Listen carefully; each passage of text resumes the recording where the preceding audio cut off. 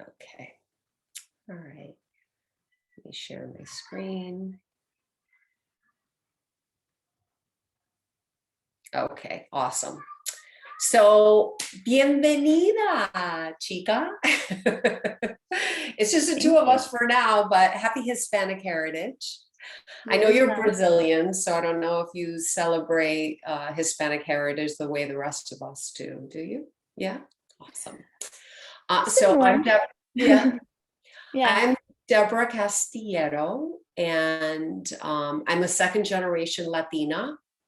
And over the years, I've worked for record companies, celebrities, nonprofits, and startups driving their growth strategies and also their multicultural marketing campaigns. I've taken some time off as of late to decompress, but wanted to lead this informational session to better help my others understand my community. I'll be sharing a lot of information and stats about the population growth, the generational pipeline, which you'll learn more about shortly, and some insights about our lifestyle. It's truly just a snapshot because there is so much information to share. I'm more than happy to share this deck with you. You can find me on LinkedIn or send me an email. I have sourced most of the information from the Pew Hispanic Research Center, Claritas, which is a research agency, and a nonprofit organization called Hispanic Star. So on that note, let's go ahead and get started. So what you're seeing on the screen here is that since 2000, the Hispanic population has expanded from 35 million to over 62 million, representing 19% of the total US population. We've seen 78% population growth since 2000, and 56% of the total growth in the US by race since 2000 as well. And as you can see from the graph on the right, the white population, it only grew by 3%. So this is a huge number, huge growth happening in the United States. And then on this screen, what you'll see here is where the biggest population increases have happened. So you can see a big dot around Texas, California, and Florida showing the biggest growth gains since 2010. And the number of Hispanics in California are almost 16 million, representing about 40% of the total population.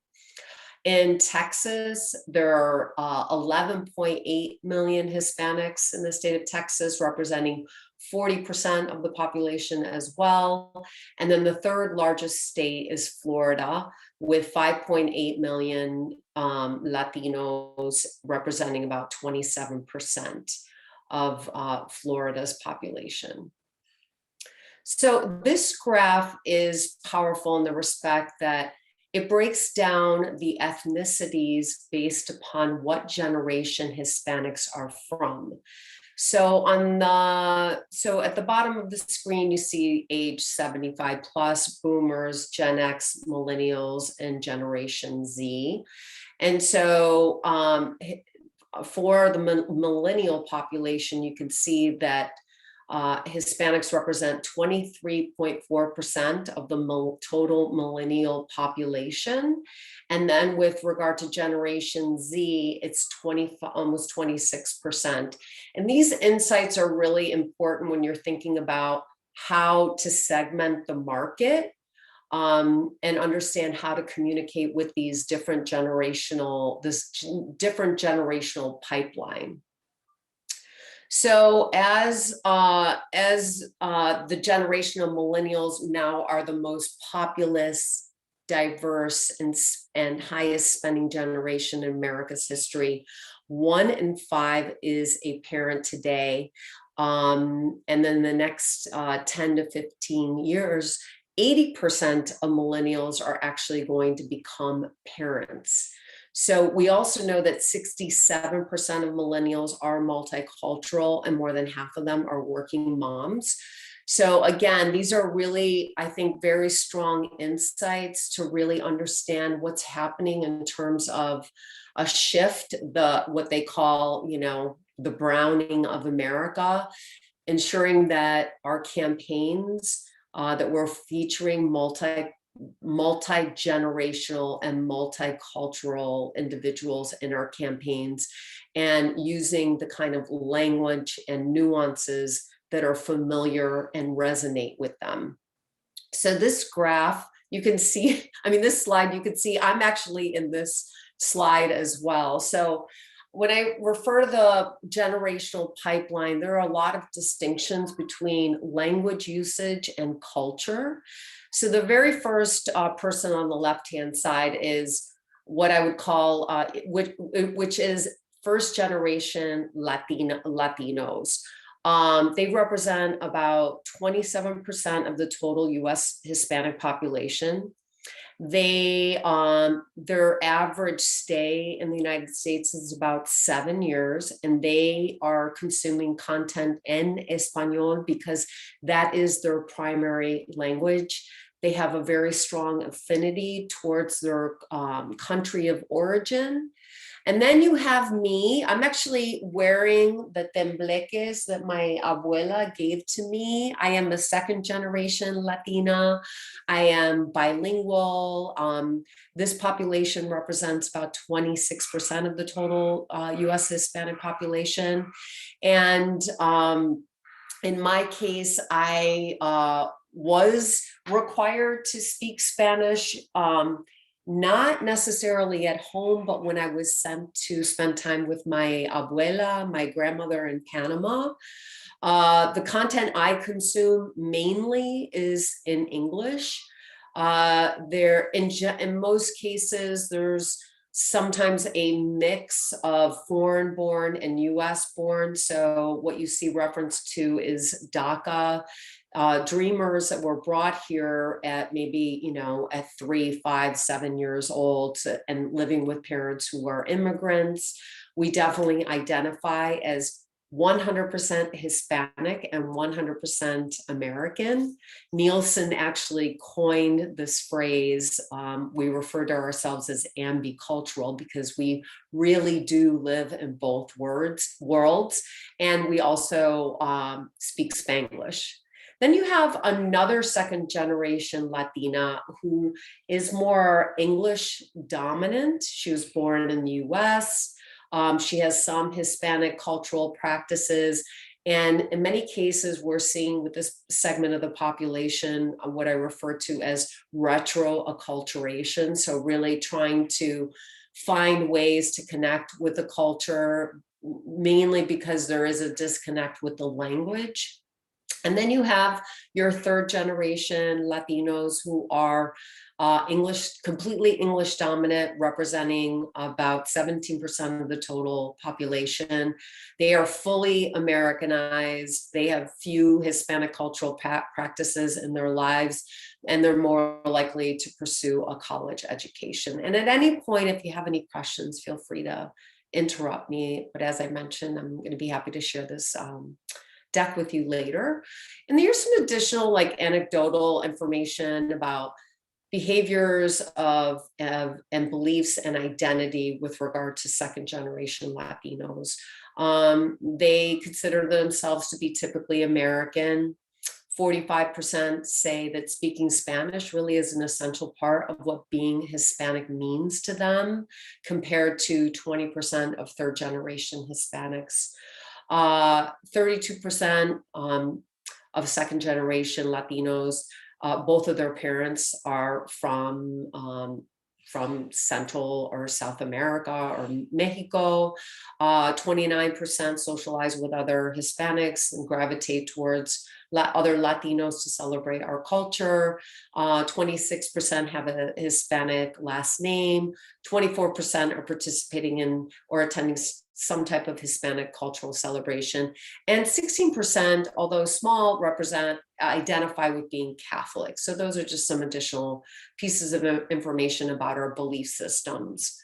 On the socioeconomic status side, what you see here is that the total socioeconomic status by income on the left, and the total Hispanic social economic status on the right.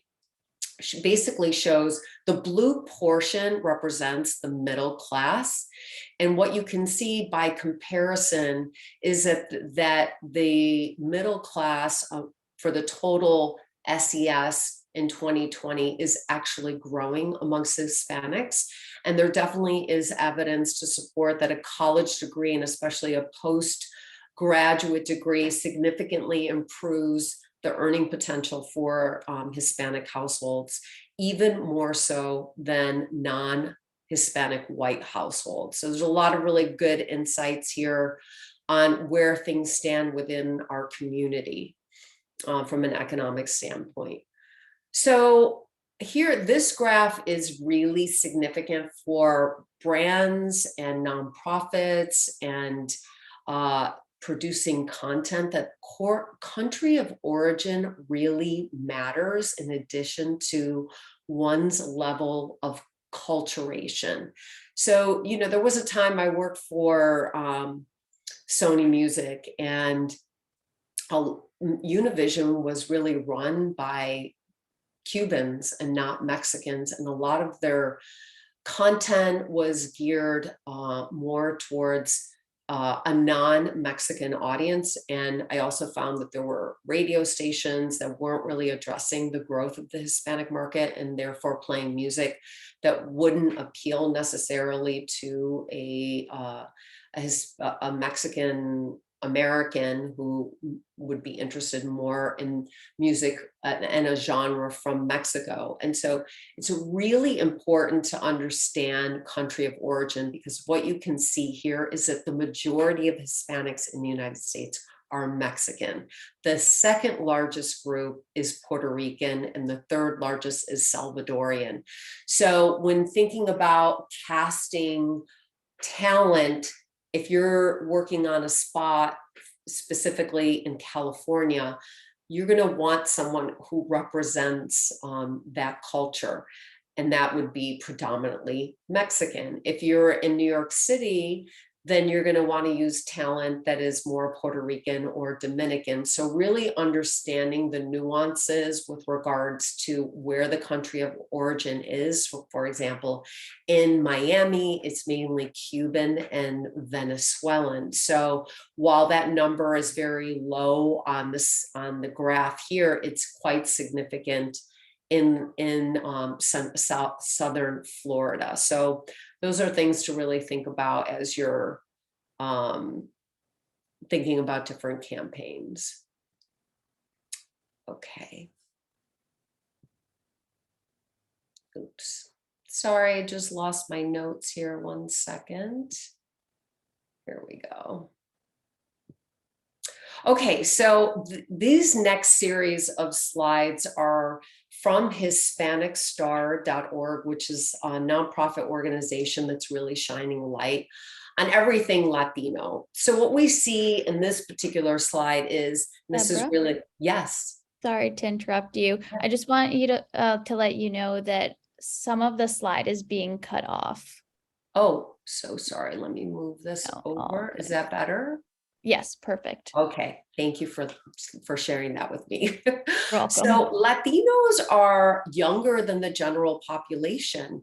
The median age is 28, and for this reason, so many brands are so interested in targeting the Hispanic community, because we are in the earlier stages of defining our brand preferences. So there's a real opportunity to build brand affinity with this segment of the population that's going to have long legs.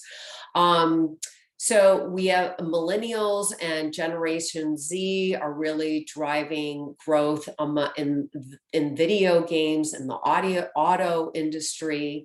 43% prefer brands that include our culture.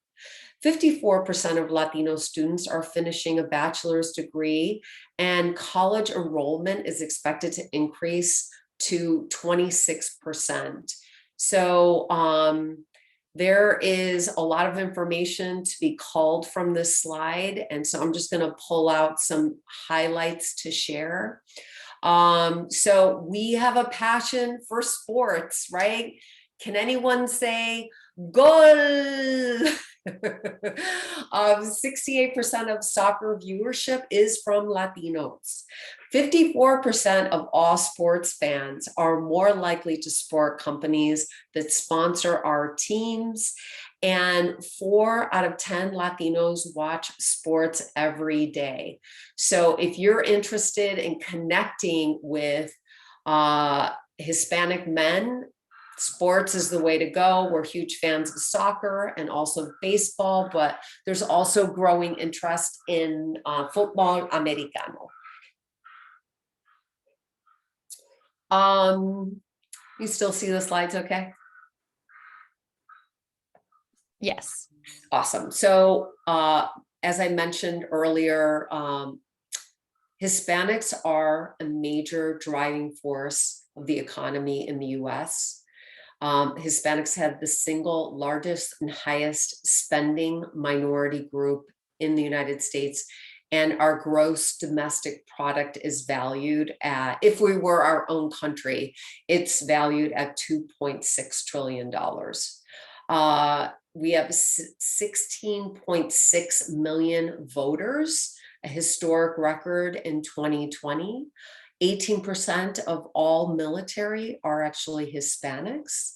1 in 4 are childcare providers, and 75% see Latinos as trusted individuals and as positive contributors to our culture. We all know we all love tacos too. And that salsa has surpassed the usage of ketchup in this country. Our families are 44% larger than the rest of the population. We live, 50% of us are living in multi-generational homes. We love our families. And 48% have children under the age of 18. So for those brands and nonprofits that are looking to connect with Hispanic families that have young children, this represents a segment of the demographic in the United States that is an audience to absolutely connect with, because we are essentially driving population growth in the United States. It's no longer coming from immigrants. Growth is coming from the childbearing ages of young Latinas in this country. So regarding the Latino workforce, it has increased by 36%. 29% of Hispanics have a bachelor's or a graduate degree. 2.5 million are enrolled in college, and 46% represent new home growth. So if you're in the real estate business, you want to be thinking about how to connect with young millennial Latino couples that are interested in buying real estate.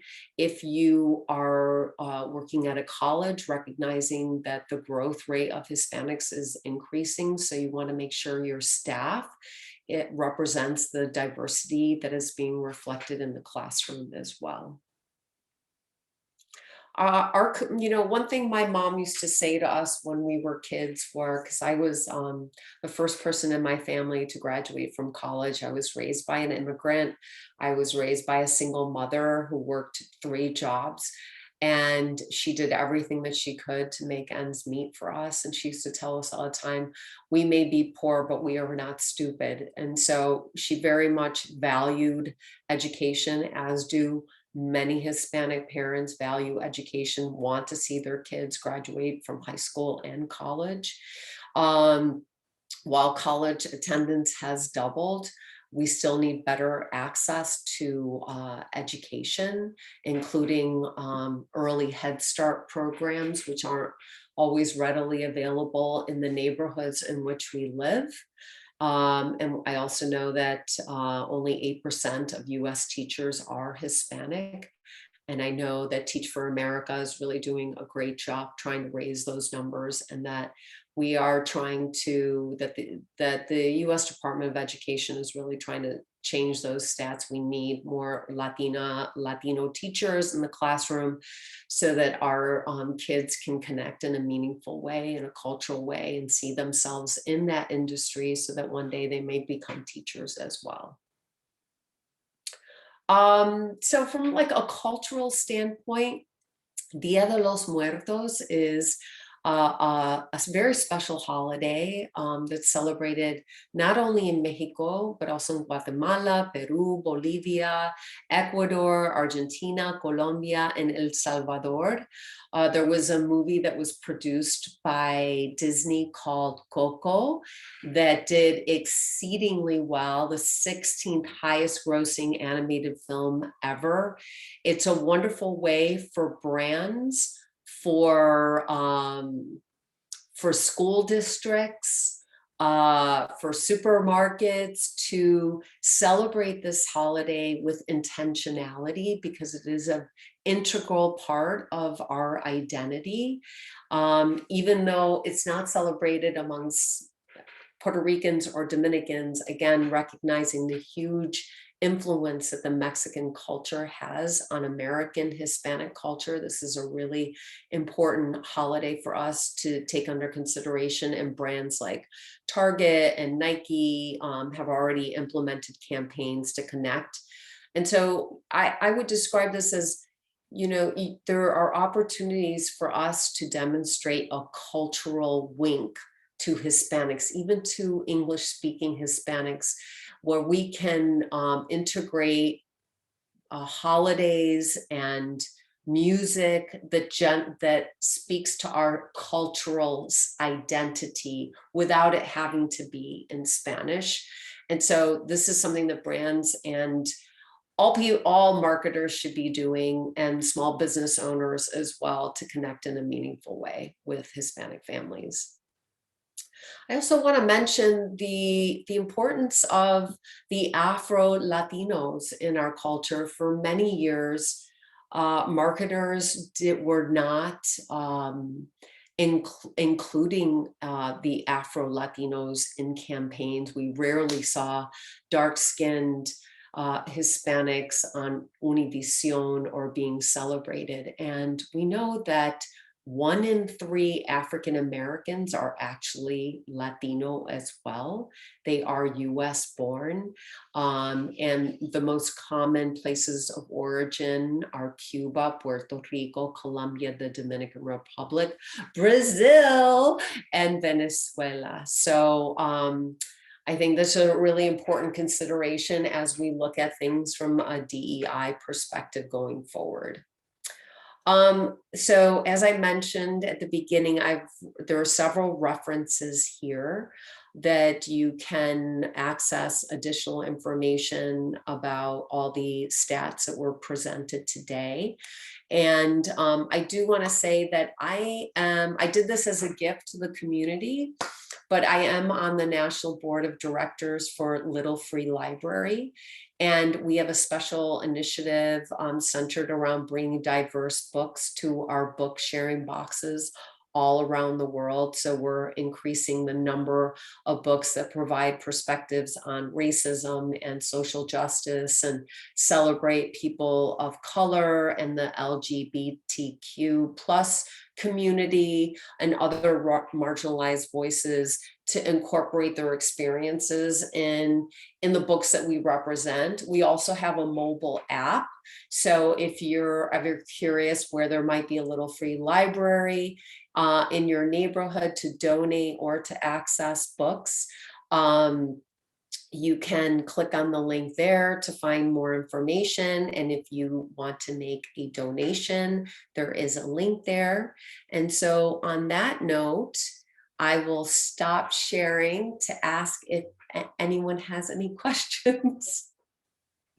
That was so great. Thank you so much, Deborah, for going through that. And I think even though technically I'm not Hispanic and I fall more on the Latino and Latina side, I think while you were on the slide that was going over the different types of Hispanics and Latinos in terms of first generation, second generation, third generation. I think that's such a good point that I feel like not a lot of people understand that are not part of a bicultural community. Because as a second generation Latina, right, I was born in Brazil, but came very early on in my childhood to the US. I very much feel 100% American and 100% Brazilian, right? And I think sometimes it's a very tough kind of concept to grasp if you're not in that position, but it's a very important one that someone can fully embody both cultures. And I appreciated you for sharing that. And I think brands are starting to do a better job of incorporating that into their products, into the content that they produce. You mentioned Coco. I think that was such a great movie. I personally loved that movie, but I can't even imagine for the kids who were Hispanic that, got to talk to their friends that weren't Hispanic at school about, the Dia de los Muertos and what that celebration looks like. And just to have that type of representation, I think is really important too. Absolutely. Yeah, there's so many different acculturation points that need to be looked at, right? I mean, one campaign doesn't work for everyone, and even just something like used to work on the P&G accounts, and I was a group account supervisor on Jif. And so we actually had to do two separate campaigns because Mexicans refer to peanut butter as crema de cacahuate. And then East Coasters, it's mantequilla de maní. So we have to be looking at where people are in the generational pipeline. We have to understand where they are with regard to their language preferences, their media preferences, and then geography. There's just a lot to consider. So Yeah. I appreciate you participating today. I'm going to turn off the recording now.